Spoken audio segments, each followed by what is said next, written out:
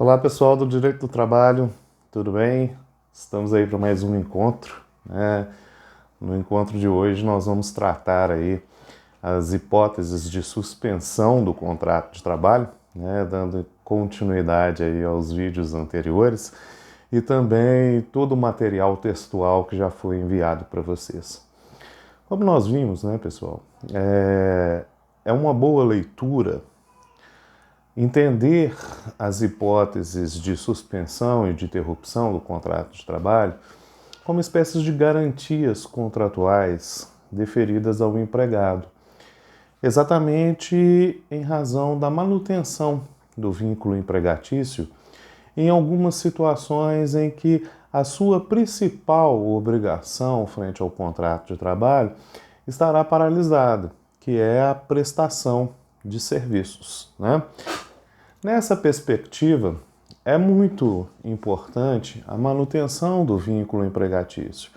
Nós vimos que na suspensão do contrato de trabalho, os principais efeitos do contrato, no tocante às obrigações que ali existem, elas estarão suspensas, né? Não vai haver a prestação de serviços, notadamente não haverá remuneração paga a título de salário por parte do empregador, né? Também não estará presente ali o elemento da contagem de tempo, né, de serviço para fins de aquisição de novos direitos trabalhistas. A gente sempre faz uma referência, né, já fiz isso em vídeos anteriores, quando nós falamos em contagem de tempo, nós estamos falando de uma contagem de tempo efetiva, né, para a conquista de novos direitos trabalhistas ou para a produção de efeitos dentro do contrato de trabalho.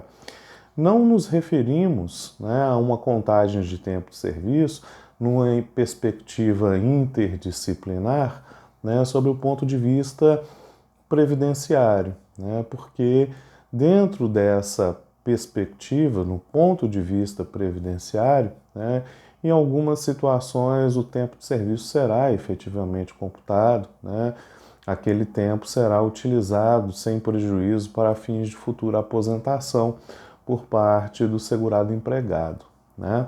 Então, quando nós nos referimos exclusivamente ao tempo de serviço, aqui o fazemos, né, com absoluta referência à aquisição de novos direitos trabalhistas para o contrato de trabalho, tá? Muito bem. Como eu disse, nesse encontro nós vamos falar especificamente sobre algumas hipóteses de suspensão do contrato de trabalho. E nós vamos começar pela primeira, né? A primeira está regulada no artigo 476 da CLT. O artigo 476 tratava essa hipótese de suspensão como auxílio-saúde, né? Claro que a CLT é de 1943, então essas nomenclaturas elas foram modificadas, mas estamos falando aqui do benefício previdenciário decorrente de uma incapacidade temporária, né, que retira do respectivo trabalhador a capacidade de prestar serviços por um determinado prazo, ok? Então nós estamos falando aqui do benefício de auxílio-doença.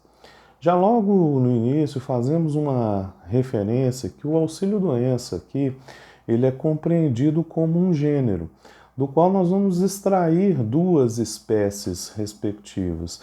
O auxílio-doença comum, previdenciário, de natureza não ocupacional, né? E o auxílio-doença acidentário, que é aquele decorrente de um acidente suportado pelo empregado no exercício da sua profissão, né? Seja porque contraiu uma doença do trabalho ou uma doença ocupacional, né? Seja porque ele suportou o que nós denominamos de acidente de trajeto, ou seja, no momento em que ele foi acometido de uma doença, de uma lesão, né? de um fato que lhe retira a sua incapacidade para o trabalho, ele estava no percurso de trajeto para o trabalho, né? Ou indo ou retornando dele. Então nós teríamos ali a hipótese normativa do acidente de trajeto. Então, quando nos referimos ao auxílio-doença, nós sabemos que estamos nos referindo a um gênero, né? Um gênero que comporta duas espécies. um auxílio-doença comum previdenciário, outro o auxílio-doença acidentário, tá? Muito bem, senhores, nós vamos começar a tratar especificamente, a analisar especificamente os requisitos que são comuns a essas duas espécies, tanto o previdenciário quanto o acidentário, né? E aí fazemos algumas referências específicas no que se refere ao acidentário para diferenciá-lo, notadamente ali, observar as suas características específicas em relação ao auxílio-doença comum previdenciário. O auxílio-doença, como a gente viu, ele é um benefício por incapacidade, mas é um benefício por incapacidade temporária desse agente, né? Não é qualquer incapacidade, nós vamos estar falando de uma incapacidade que esse trabalhador ele veio adquirir, né? E que vai lhe retirar as condições para o trabalho por prazos superiores a 15 dias. Né? Então não é qualquer incapacidade, não é simplesmente um indivíduo que contraiu uma dengue, que o deixou de cama e vai permanecer assim durante 7 dias. Tá? Isso não é um auxílio-doença, nem incapacidade apta a gerar a concessão do benefício, né? Mas também não é aquela incapacidade de cunho permanente, ou seja, que não se consegue vislumbrar uma perspectiva de melhora ou de alta médica para esse segurado. Estamos falando também de uma incapacidade de razão temporária para a concessão desse benefício. Aqui nós já falamos alguns conceitos. A incapacidade ela pode ser total ou parcial, de natureza temporária, porém superior a 15 dias, ok? Quando nós falamos sobre isso, é muito comum a gente ter algumas aulas ou alguns conceitos que vão trabalhar o direito do trabalho dizendo, olha, o auxílio-doença é uma hipótese sui generis, né, de suspensão e interrupção, porque ele inicia com uma suspensão, inicia com uma interrupção, porque os primeiros 15 dias de afastamento do trabalho seriam de responsabilidade do empregador, né? E após o 16º dia, nós teríamos uma hipótese de suspensão, porque esse indivíduo foi enviado aos quadros da Previdência Social para a concessão do benefício. Bom, senhores, o auxílio-doença ele é sempre uma hipótese de suspensão, porque a causa geradora do benefício é uma incapacidade superior a 15 dias. Tá? Então, se eu tenho uma incapacidade superior a 15 dias, né, a partir do 16º dia eu tenho o benefício de auxílio-doença, hipótese de suspensão do contrato de trabalho. Esses primeiros 15 dias, né, eles são chamados de licença-saúde, ou seja, nós temos nos primeiros 15 dias de afastamento uma falta justificada pelo trabalhador mediante a apresentação de atestado médico. Né? Por isso, hipótese de interrupção do contrato de trabalho. Ok? O auxílio-doença, pessoal, ele, como regra, ele tem uma observância de alguns requisitos para sua concessão. Além dessa incapacidade superior a 15 dias, costumamos dizer que o auxílio-doença tem que observar um prazo mínimo de carência. Né? O que é a carência? Carência é um número mínimo de contribuições que deve ter vertido aquele segurado para que o benefício lhe seja concedido. No caso do auxílio-doença, né, as mesmas linhas do artigo 25 da Lei 8.213, a carência mínima exigida é de 12 contribuições mensais. Né?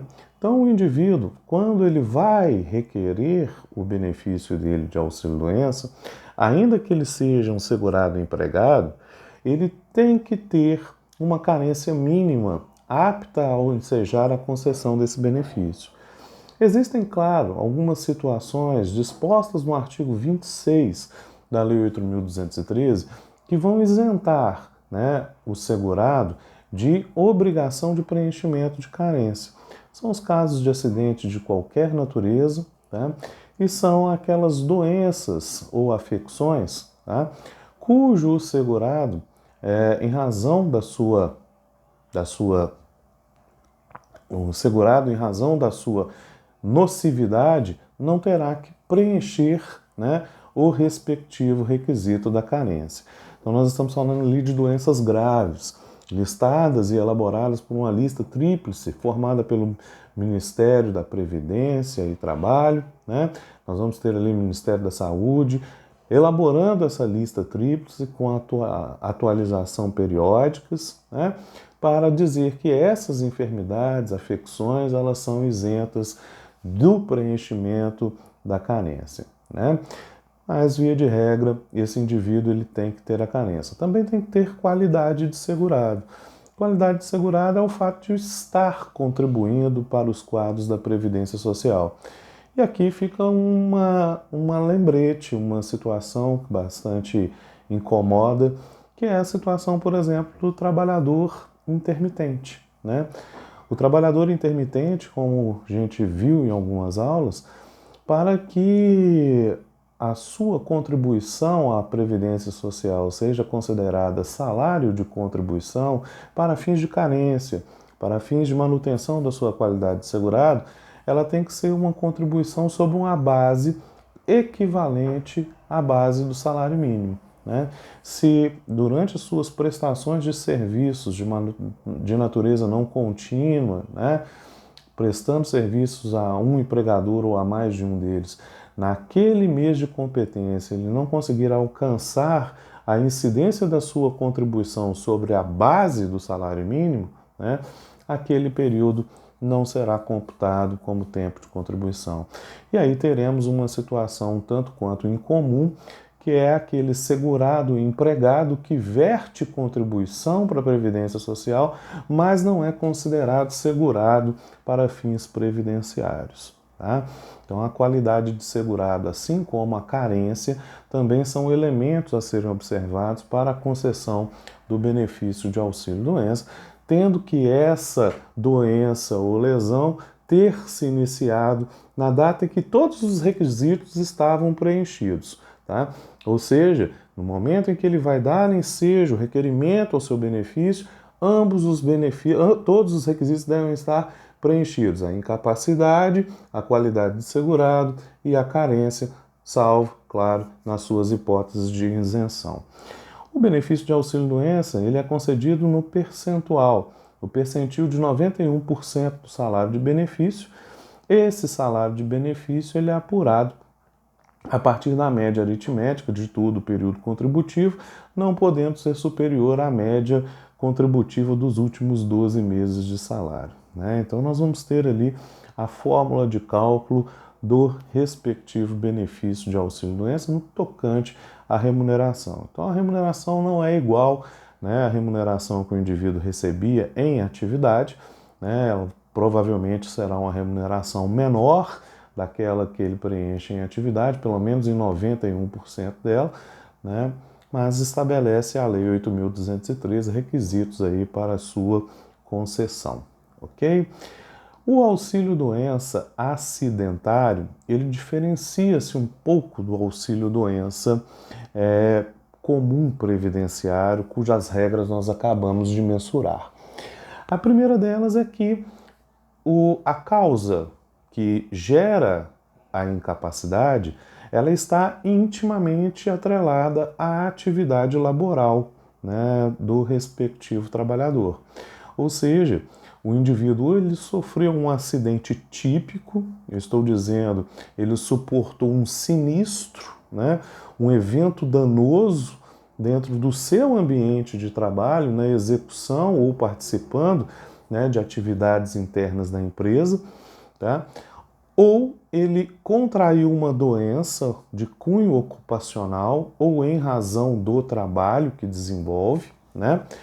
Ou ele estava em deslocamento para o trabalho ou retornando dele, tá? Então percebo que todas essas três hipóteses listadas, que foram minuciosamente detalhadas para vocês no material escrito enviado, elas estão intimamente atreladas, né, ao trabalho. Podemos dizer que sempre que teremos que fazer uma análise entre a incapacidade e o trabalho e verificar se existe aqui entre eles um liame que os liga, ou seja, se existe aqui entre eles um vínculo, né, subjetivo que os liga. Nós estamos falando então do nexo de causalidade, ou seja, a suspensão do contrato de trabalho em razão da doença ou lesão, ela tem como causa mais adequada a atividade laboral desenvolvida por aquele trabalhador, ou seja, a incapacidade ela é decorrente, foi gerada ou ela se agravou, né, ou ela é consequência do trabalho que era desempenhado por este trabalhador, ok? No âmbito empresarial. Muito bem. No acidente de trabalho, o que o diferencia, tecnicamente dizendo, né, do auxílio-doença comum? A primeira diferença está no artigo 4º da CLT, no seu parágrafo, porque lá diz para nós o seguinte, que se a causa de suspensão ela é decorrente de acidente de trabalho, nós vamos ter a contagem do tempo de afastamento para fins de contagem de tempo de serviço. Tá? Então essa é a primeira diferença. Né? Nós não vamos ter, então, a paralisação de todos os efeitos do contrato, né? Mas tão somente a obrigatoriedade de pagamento de salário e prestação de serviço, e o tempo de serviço continuará sendo computado, né, para fins de tempo de serviço trabalhista, ok? A segunda questão é que, decorrente até mesmo dessa contagem de tempo de serviço, a Lei 8.036 de 89, né, 8.036 de 90, perdão, a lei que regulamenta o Fundo de Garantia por Tempo de Serviço, determina que durante o tempo de afastamento, os depósitos de Fundo de Garantia por Tempo de Serviço inerentes ao respectivo segurado afastado, ele deve ser mantido. Ou seja, deverá haver, durante a percepção do benefício, a manutenção dos depósitos fundiários em favor do trabalhador.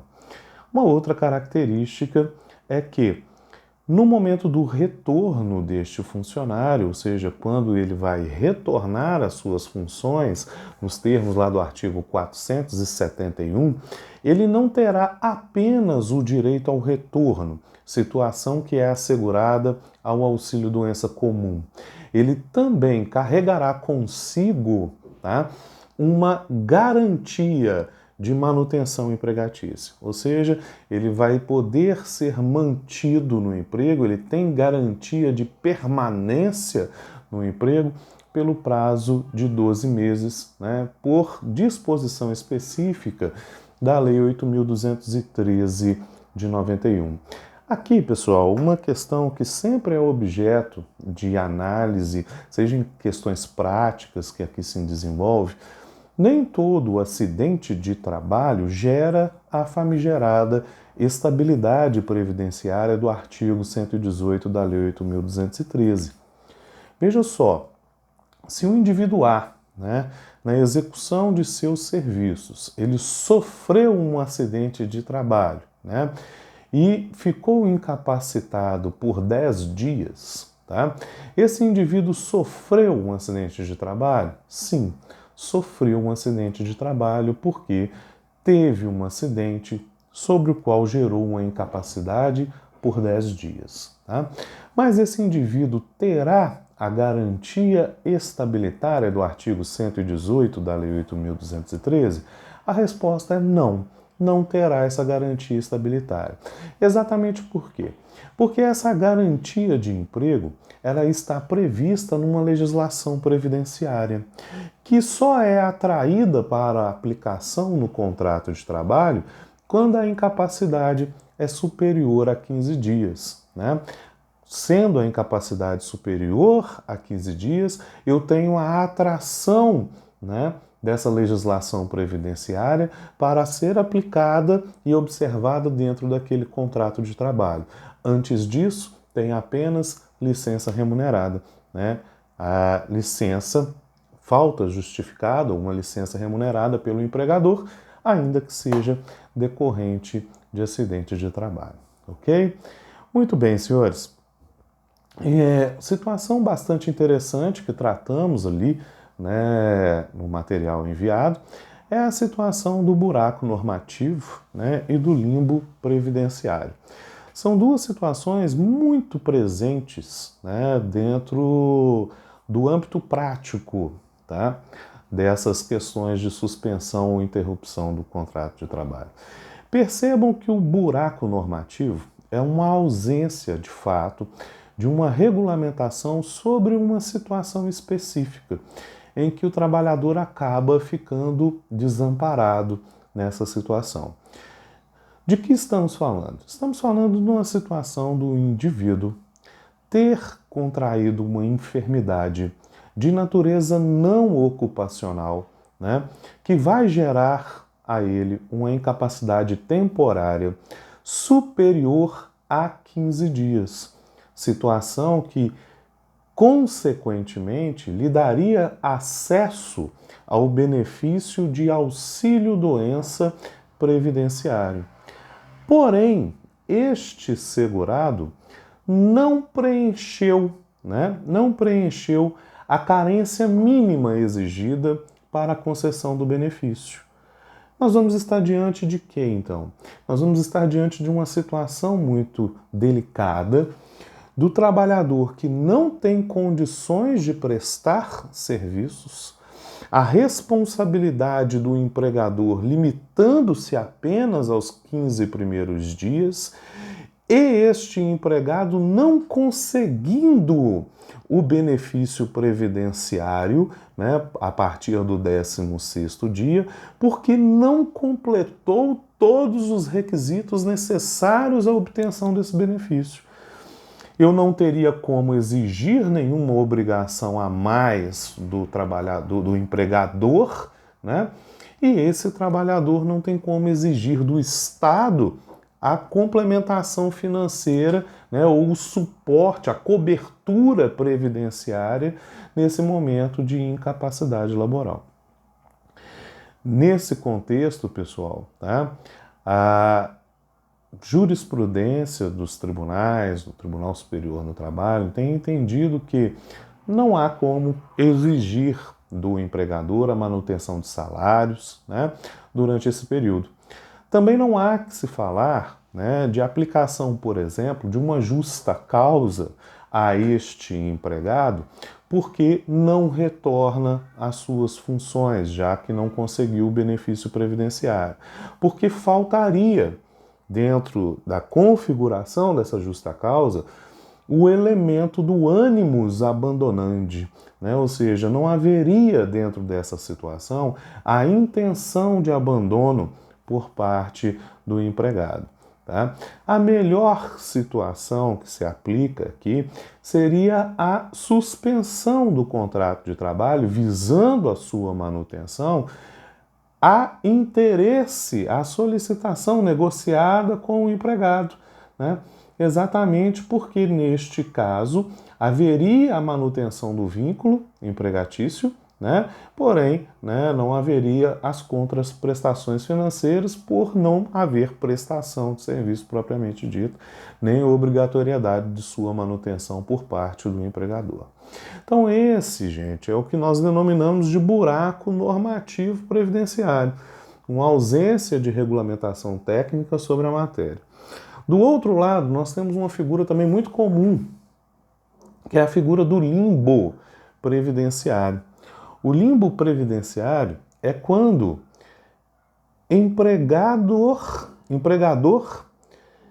discorda do INSS quando o INSS confere alta médica a um empregado que estava afastado por auxílio-doença. Eu costumo dizer que esse limbo previdenciário ele acaba virando um efeito ping-pong. Efeito ping-pong por quê? Porque nós vamos ter uma situação de um segurado empregado, incapacitado para o trabalho por mais de 15 dias, que foi enviado aos quadros da Previdência Social, teve o seu benefício concedido. Porém, durante um período, né, o INSS confere alta médica a este segurado, dando a este segurado a possibilidade de retornar ao trabalho. Artigo 471 da CLT. Esse empregador, por sua vez, faz um exame admissional, né, deste respectivo trabalhador que está retornando às suas funções.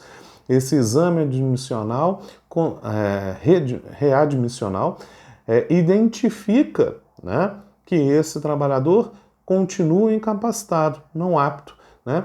O que este empregador faz? Devolve o indivíduo para os quadros do INSS. O INSS, então, refaz a perícia, devolve para o empregador. E aí fica neste efeito ping-pong, um empurrando a responsabilidade para o outro, e no meio dessa situação, o empregado fica sem benefício previdenciário e sem salários do seu empregador.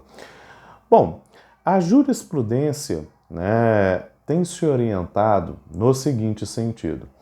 O contrato de trabalho, nas hipóteses de suspensão, né, ele permanece ativo, ele permanece rígido. Né? Então, quando o INSS confere alta médica previdenciária, tá, essa alta médica previdenciária, ela equivale a um atestado de capacidade do trabalhador, né, para fins de retorno às suas funções. De igual maneira, então, o empregador não poderia recusar o retorno ou criar resistências, embargos a este retorno por parte do empregado. Eles não poderiam criar dificuldades para este retorno, sob pena de arcar com os salários não recebidos, né, além das indenizações por danos morais, tá, com relação a este empregado que não foi de fato recebido. Okay?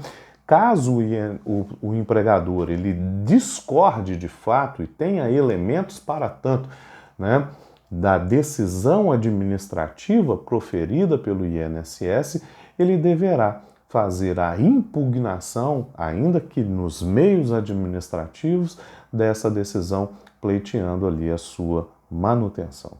Ok? Então este aí é o limbo previdenciário. Pessoal, nós vamos fazer aqui uma pequena pausa para dividir esse vídeo em dois, né? No próximo vídeo eu venho tratando aí da hipótese de aposentadoria por invalidez, também hipótese de suspensão do contrato de trabalho, ok? Aguarde o próximo vídeo aí, um abraço.